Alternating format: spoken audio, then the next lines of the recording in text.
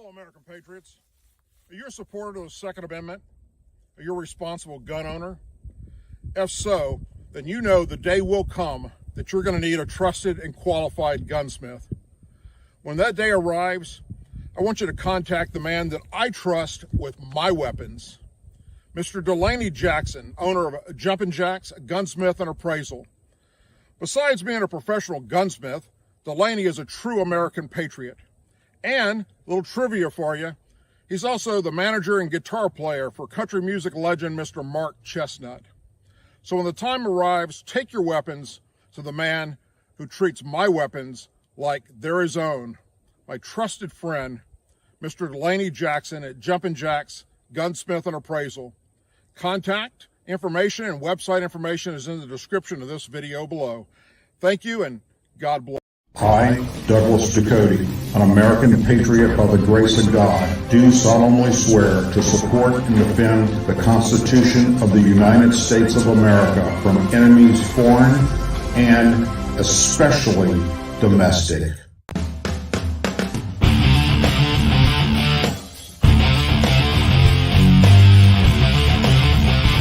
I, Douglas Ducote, an American patriot by the grace of God, do solemnly swear to support and defend the Constitution of the United States of America from enemies foreign and especially domestic. Say it with me. I pledge allegiance to the flag of the United States of America and to the republic for which it stands, one nation, under God, indivisible, with liberty and justice for all. Hello, American patriots, and welcome to another episode of the Douglas Ducote Show. You had many places you could be tonight. You chose to be here with me, and for that, I am forever grateful. I am very, very tired, so bear with me as we get through tonight's show. It will be shorter than normal.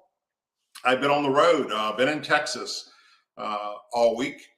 We went and toured the USS Lexington aircraft carrier down in Corpus Christi, Texas.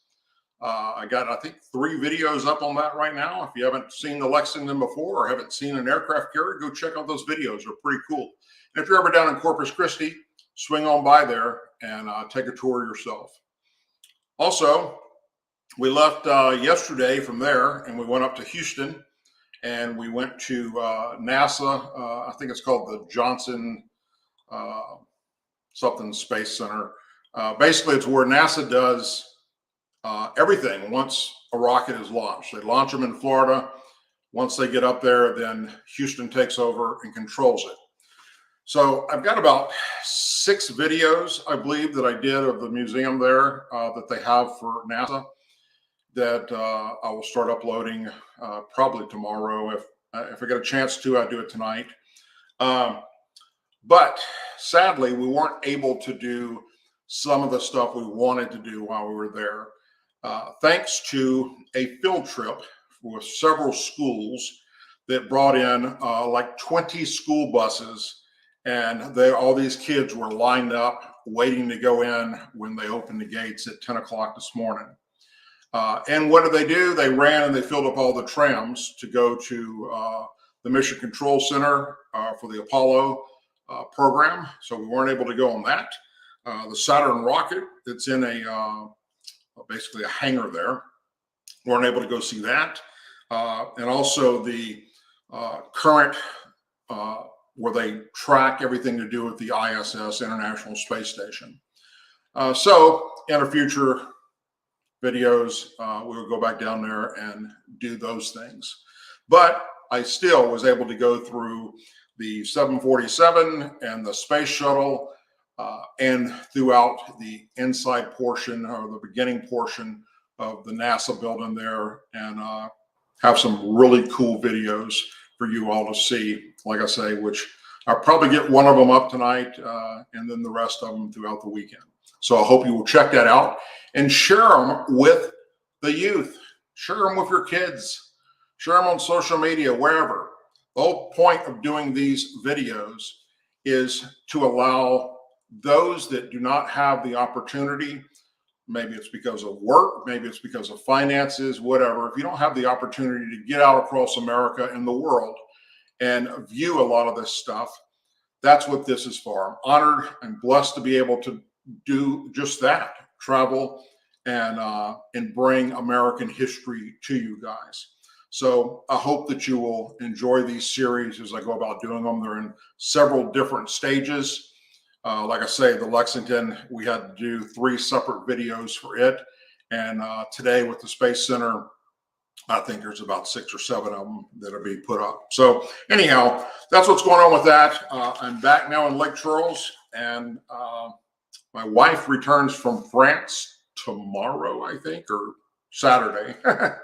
And then sometime in the near future, she and I will both be going to France, and we'll be going over to Normandy, where the D-Day invasion took place, and I will show you that as well. Anyhow, let's get right into tonight's show. Ukraine says it fired 3 surface-to-ship cruise missiles and sunk the Russian Navy flagship missile cruiser Moskva. Then Russian media reported today that the flagship of the country's Black Sea Fleet had been seriously damaged and was evacuated, but claiming there was a fire that caused ammunition on board to blow up and not from a Ukrainian missile. The Pentagon so far has not been able to confirm exactly how the ship sunk, but it was the primary #1 flagship of the Russian Navy, shooting and blowing up stuff in Ukraine. And there is a video out right now from the Ukrainians that supposedly fired this cruise missile, showing it hit the ship and sink the damn thing. So my hats are off to those brave men and women in the Ukrainian military, as well as the civilians that are fighting to keep their country from being overrun by communism. Continuing on with Russia, and folks, this is just seems to get worse by the day, and it's very frightening where we're headed with this. Russia is preparing its military forces for a potential nuclear escalation. If Sweden and Finland join NATO, Moscow said today, have not ruled out using them also in Ukraine. There can be no more talk of any nuclear-free status for Europe. The balance must be restored, said the deputy chairman for Russia's Security Council and former president of Russia, Dmitry Medvedev. Until today, Russia has not taken such measures and was not going to. If our hand is forced, well, take note, it was not us who proposed this, he added, according to Reuters. The warning came as Sweden and Finland seemed closer and even than ever before of joining Western Alliance and NATO. And they will probably be a part of NATO, well, this year, my friends. And Russia is claiming that if they join NATO, they're going to nuke them. Finland and Sweden's prime minister held a joint news conference in Stockholm yesterday with Finnish Prime Minister Janine Martin saying the country would decide within the next few weeks on NATO membership, and Swedish Prime Minister Magdalena Andersson saying her country is making the same calculation. Finland shares a significant land border with Russia. Russia says it already has nuclear weapons in the area and they're ready to use them. This is best case scenario is it's bluster, that it's saber rattling, and that it's not true, and that they're not planning on using nuclear weapons. But I'll tell you this much.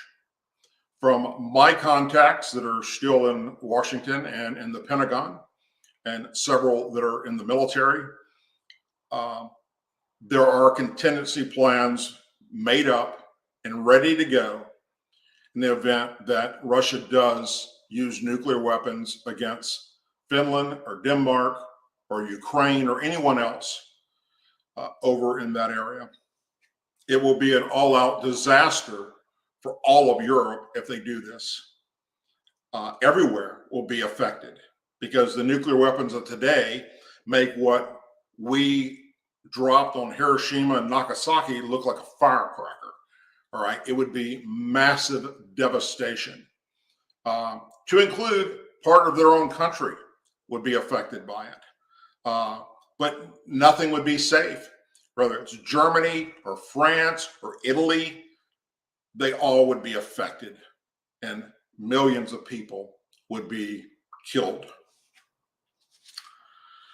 Russia could be creating the context to use weapons of mass destruction in Ukraine. Russia has continued to accuse the U.S. of running a biological weapons program in Ukraine in recent days, raising fears that they could be attempting to create a pretext to use their own weapons of mass destruction within the country. The fears come after Russian Ministry of Defense released a list of names of U.S.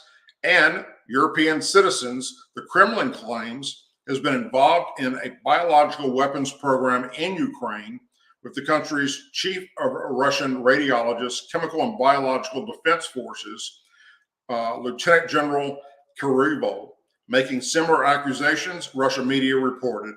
Russian media also reported that Russian Foreign Minister Sergei Lavrov accused the U.S. and allies of waging total hybrid war against Russia, which he said was designed to cut off the world from Russian information. Well, we know that Russia news media is similar to United States news media when it comes to CNN and MSNBC. You can take it with a grain of salt. Rebecca Koloff, an author and former DIA intelligence officer, fears this could be the pretext for Russia to begin using weapons of mass destruction against Ukraine. Russia is escalating this disinformation campaign against the U.S., using accusations of alleged running weapons of mass destruction programs in Ukraine as a potential justification of employing a WMD warfare in Ukraine. Koloff told Fox News today, feeling rushed to claim a victory by May 9th and frightened by Sweden and Finland's pending plans to join NATO, Putin is considering catastrophe measures in the last and hottest phase of Russia's war on Ukraine. And here's the scary part about this. Ukraine is kicking Russia's ass. The Ukrainian military, as well as all the civilians, like if you're a male, 18 and above, you weren't allowed to evacuate.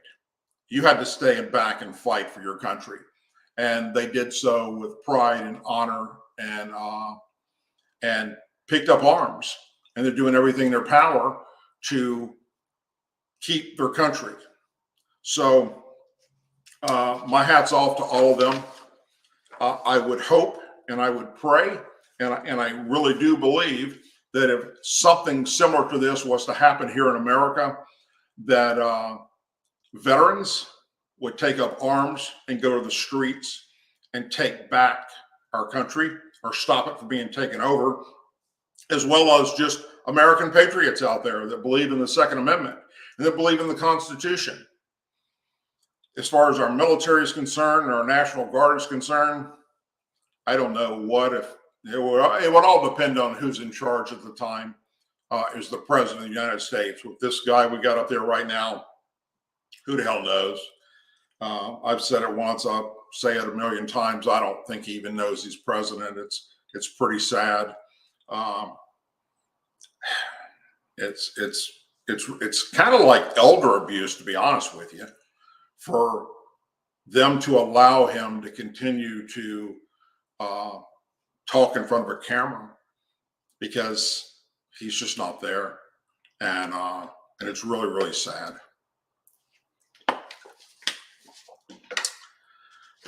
Speaking of the Constitution and our First Amendment, last week Elon Musk became Twitter's largest shareholder. The Tesla and SpaceX CEO was going to join Twitter's board, then he wasn't. Now the world's richest person is offering to buy the entire company for $43 billion in cash. Elon Musk is going to put up $43 billion in cash to buy Twitter, according to a regulatory filing dated yesterday. I made an offer. Musk tweeted to his 81 million followers on Thursday. Musk said he believes in the promise of Twitter to be a platform for free speech, but does not have confidence in its management to fulfill that mission and thinks it needs to be transformed as a private company. And he is 100% correct, because Twitter, just like the YouTube, Google, Facebook, they're all run by far left liberals, and they just want to stop conservatives from utilizing our First Amendment rights. Twitter has extraordinary potential. I will unlock it, he said in the filing. My offer is the best and final offer, and if it is not accepted, I would need to reconsider my position as the shareholder, Musk continued. He holds more than 9% of Twitter shares, and some analysts expect that if he were to sell his stake, that could trigger a sharp sell-off, which would be the end of Twitter. Twitter confirmed it received the unsolicited offer from Musk and said its board will carefully review the proposal to determine the course of action that it believes is in the best interest of the company and all Twitter stockholders. More to come. Thank you, Mr. Musk. Hope that someone like you or you will do the same thing to Google and Facebook. Governor Ron DeSantis has signed a bill that bans most abortions after 15 weeks, making Florida the latest state to restrict access to the medical procedure. Just 2 days ago, Oklahoma's governor signed a bill that would make performing an abortion a felony in most cases. The new Florida law, which takes effect July 1st, will replace a previous one that allowed abortions until 24 weeks of pregnancy. House Bill 5 protects babies in the womb who have beating heartbeats, who can move, who can taste, who can see, who can feel pain, DeSantis said in a statement Wednesday.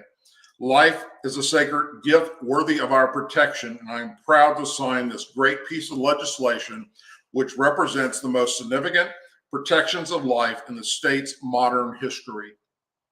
The bill does allow an abortion if it would save the life of a pregnant mother or prevent serious injury to them.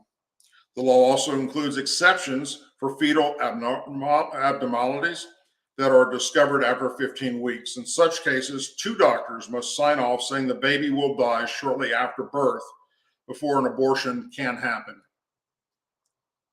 Groups including Planned Parenthood warn that marginalizing communities, including Black and Latino residents, will have the added burden of traveling out of state for the procedure. We've entered a dangerous time for Floridians' reproduction freedom. In just a few months, thousands of pregnant people in Florida will no longer be able to access the care they need without leaving the state, said Planned Parenthood President Alexa McGill Johnson in a statement.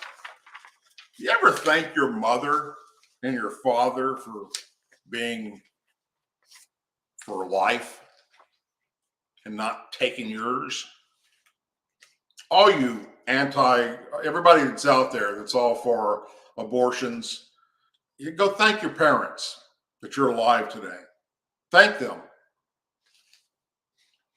The supporters of this bill have put their own political ambitions and beliefs before the health and futures of their constituents. Florida's new law is modeled after another in Mississippi that also bans abortion after 15 weeks of pregnancy.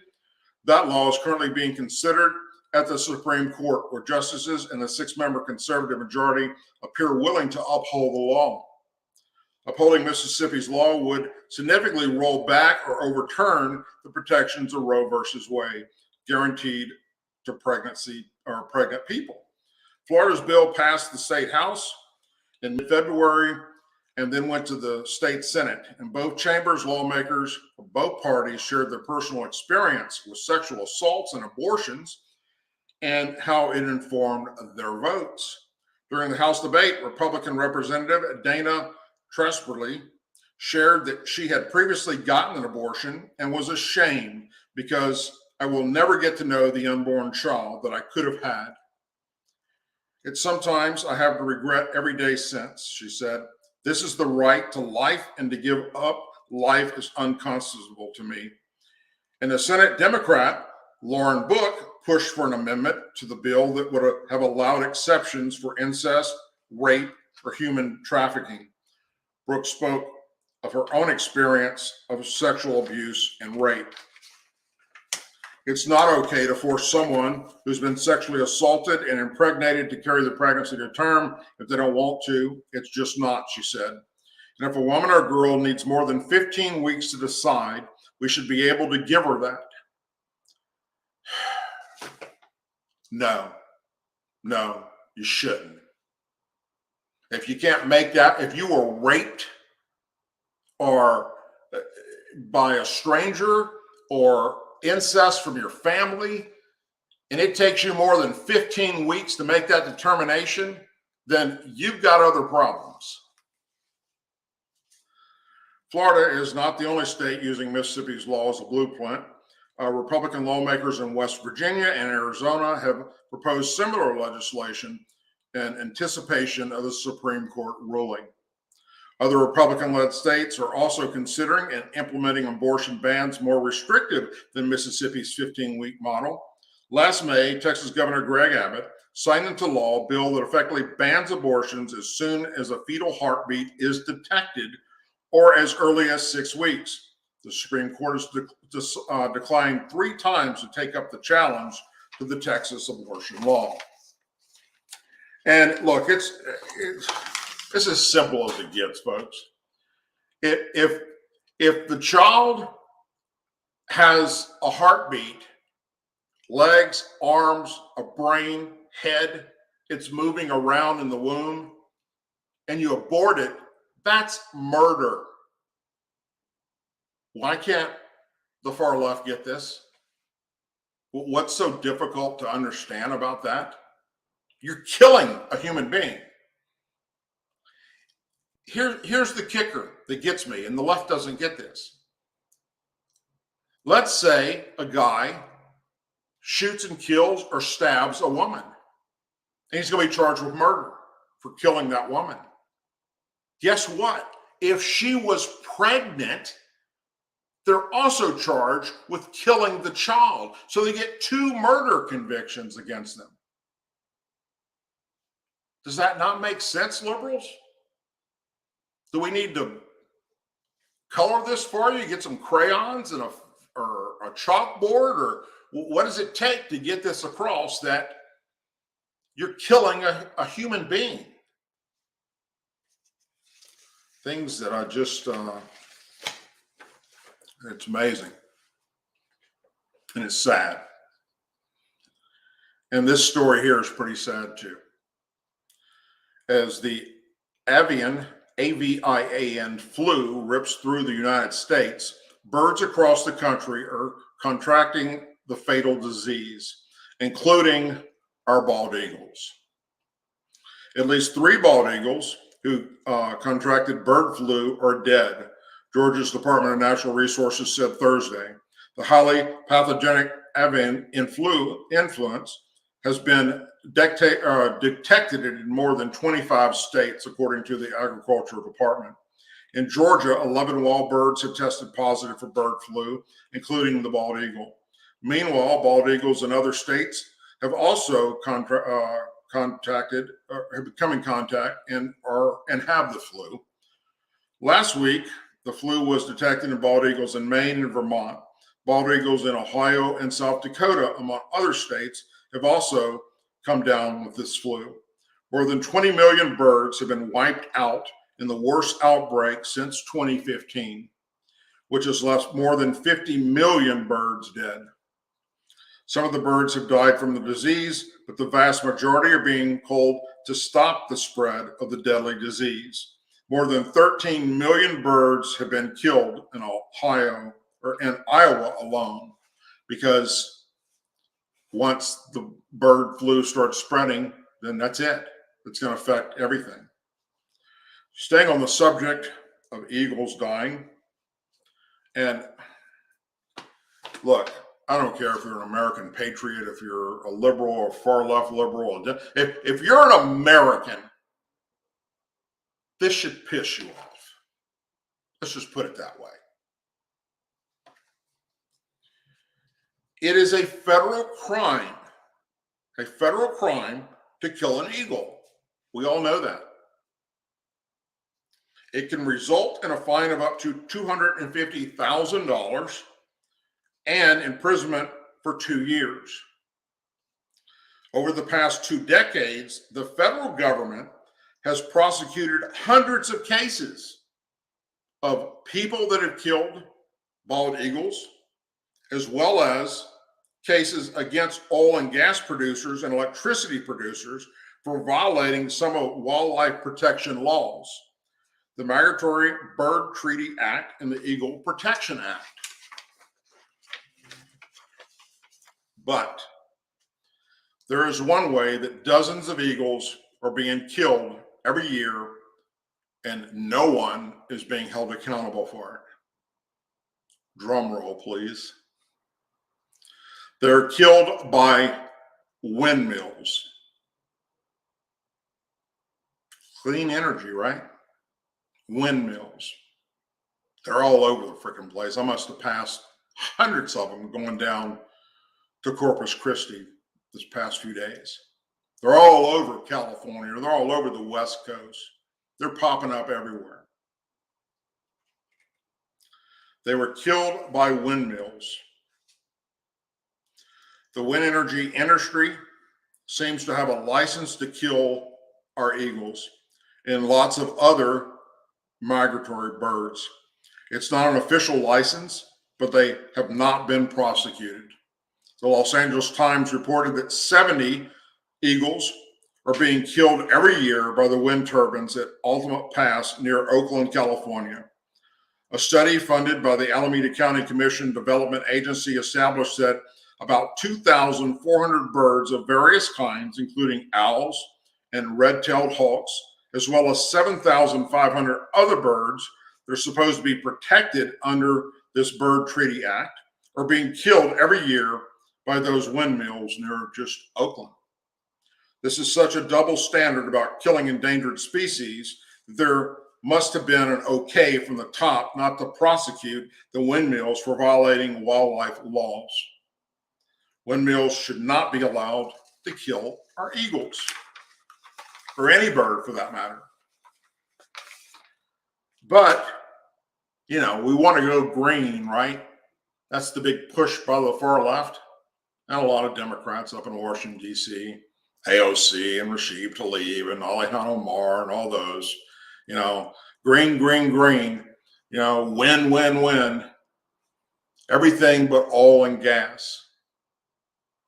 Well, the windmills are killing our national bird, and many others are dying.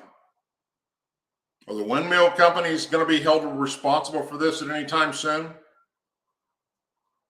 I tell you what, in the event, and God help us if it doesn't turn out this way, but if we do, Republicans win back the House and Senate, I will be pushing very, very strongly to get something passed in Congress that will protect these eagles from being slaughtered by the companies that produce these windmills. Why is it okay for them to do this, but if somebody's out hunting and they kill an eagle, they get prosecuted? If an oil company, gas company has a spill and it affects wildlife, they get prosecuted. But nothing is happening to those that are producing clean energy. And as I said, that should upset everyone because it's not right. It's a double standard. Kind of like reminds me of, let's see, our Justice Department. Anyhow, you have many places to be tonight. You chose to be here, and for that, I am forever grateful. Thank you very much. I am very, very tired, and I'm ready to go to sleep now that we're finally back. Again, I'll be getting those videos up of the NASA Center. Hopefully I get one out tonight. If not, it'll be tomorrow. And through the weekend, I get them all up. I promise you that, unless something crazy happens. Easter Sunday is coming up. And not only is it Easter, but also on the 17th is my 60th birthday. That's right. This old man's turning 60 years old on Easter. I don't know how I got here. I don't have a clue how I lived this damn long of everything that I've been through in my life. But I have, and there's got to be a reason behind why God continues to allow me to keep breathing and moving forward. I think it has something to do with what I do right now in this show. Maybe. Anyhow, folks, thank you. Check out the videos from the USS Lexington, and I also look forward to the NASA videos coming out. If anything breaks over the weekend or over the next 24 hours that is newsworthy, I will be sure to get that out to you. My biggest concern right now is this nuclear threat. And Putin is threatening all of Europe. That's not good. What will happen in the event he does use biological weapons or nuclear weapons is yet to be seen. But he's only doing this right now and getting away with what he's getting away with in Ukraine because of weak leadership. That's just a fact. It's just a fact. And don't think for 1 second that China isn't getting ready to exercise its muscle against Taiwan. They're a silent partner with Russia. And then we have North Korea in the process of conducting another nuclear test, as well as Iran. It's a scary time, my friends. God willing, we will get through this and move on to bigger and better and greater times, at least in our lifetime. Please say a prayer for our men and women serving in the United States military, our veterans, our law enforcement officers, our first responders and their families, our angel families, and our blue and gold star families in our country. If you haven't already done so, please go to DouglasDucote.com and check out the website. And in the description of this video and all my videos, you can see where you can follow me on social media platforms besides here. Thank you, everyone. God bless you. And I'll be seeing you real soon. Have a wonderful and blessed weekend and Easter. God bless.